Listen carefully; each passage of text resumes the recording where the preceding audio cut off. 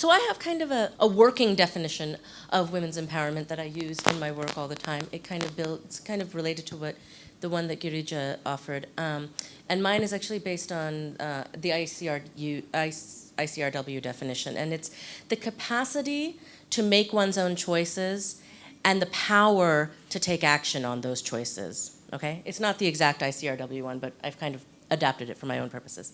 So the reason I really like this definition, and the reason I use it all the time in the work that I do, is because I think it captures both the internal and external dimensions of women's empowerment. Capacity to make one's own choices really deals with the knowledge, the skills, those cognitive and non-cognitive resources that we were talking about earlier in the day. How do you even have the self-esteem, the self-confidence, and the knowledge to make one's own choices? And then the external is really the power to take action on those choices. So that's kind of why I like to use that definition of women's empowerment. Within the bank, and we kind of think of women's economic empowerment as having three dimensions. The first is income generation, and I really use that word instead of employment or jobs, income generation, because it's really about money, right? Money is a critical piece, and we don't talk, sometimes we're a little worried about using that word, but money is a very empowering thing for women to have in their hands. Assets is the second dimension of women's economic empowerment, so including financial assets, land, but also non-tangible assets also, like endowments, right? Health, education, things like that.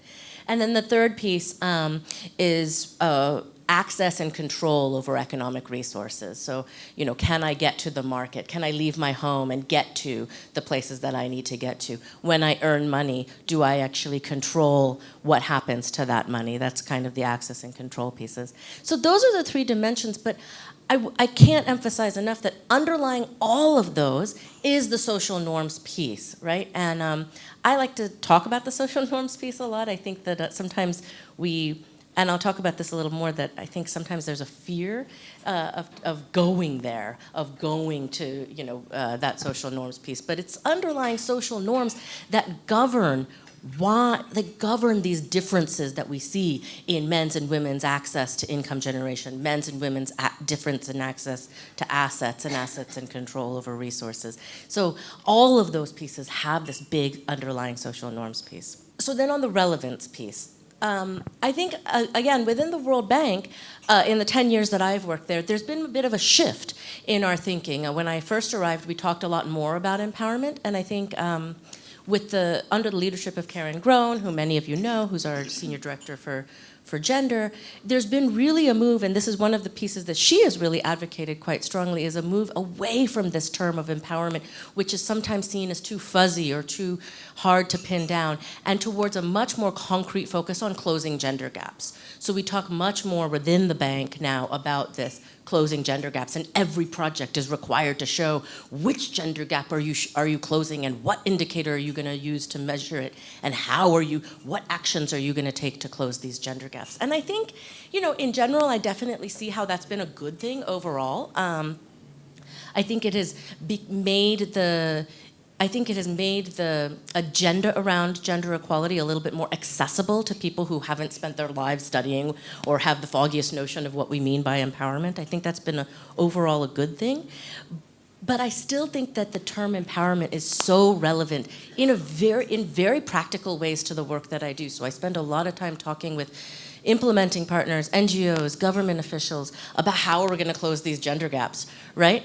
And empowerment, if I don't get into the empowerment piece, if we don't start by having a real conversation, you and me, what is your theory of change about how these gender gaps close, right? Empowerment is key to our theory of change around how we close gender gaps, right? And without that discussion around what empowerment means, these internal and external aspects, what is the role of social norms, if I don't get into the weeds of discussing empowerment, then, we end up designing worse programs. We end up designing programs that are just about, closing gender gaps, which you can close, you can make the numbers, you can close certain gaps without necessarily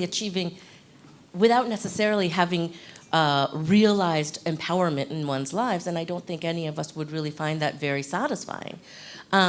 So I think empowerment is the key to what allows me to access some of those necessary conversations and build up the case for why our programs need to address things like social norms or the internalized aspects, need to get into the psychosocial aspects, needs to get into the social norms aspects. That's kind of why I think empowerment is still so relevant to the work that I do.